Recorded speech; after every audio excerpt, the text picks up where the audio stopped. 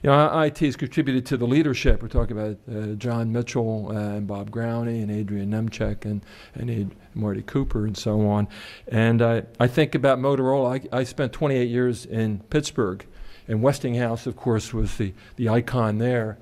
And the universities there really treasured their relationship with Westinghouse. And it's kind of the same thing here. I view Motorola in the same ilk as Westinghouse, a treasure of the United States, something that moved our manufacturing and innovation forward. Very important part of the history of the United States, not just a company, but a very important piece of the history. My first few months here, Bob invited me to his house, and I got to talk with him. And he's a great leader, and I wanted to know something about how things got started.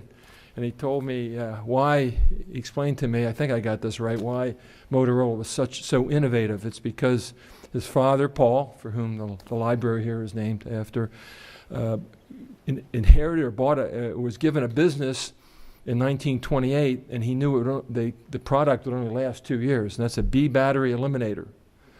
Now, I actually looked up what a B battery eliminator is, and they still sell them to people who have very old radios. But you needed an A battery and a B battery to run the cathode tubes, the radio tubes back then, and I guess this eliminated the need for the B battery, and you could just use the A battery. Anyway, Mr. Paul Galvin knew that in 2 years, he had to do something else.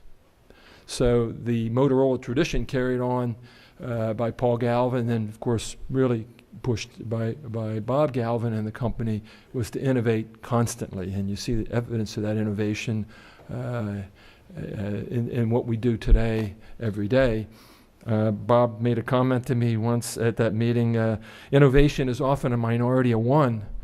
And I said, give me an example. He said, Marty Cooper.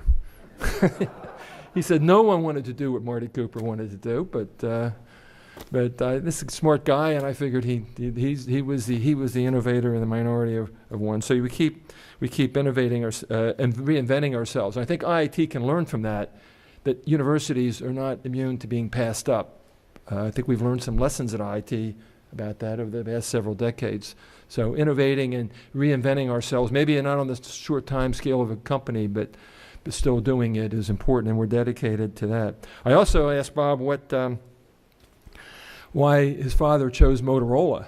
And he said there were a lot of debates in the company about the branding and the name, but it had to do with the Victrola, and this was going to be a radio for a car, so you call it Motorola. And how many people remember that? A lot of people in this room don't remember Victrola, maybe, but I thought that was fascinating as well. So I want to thank Motorola and the alumni who were here from IIT and Motorola, and Eileen Sweeney from the Motorola Foundation. Thank you all for what you've done for IIT. You've made it possible for us to be flourishing again and moving forward. I'd now like to turn the program over to Adrian Nemchek, who will continue.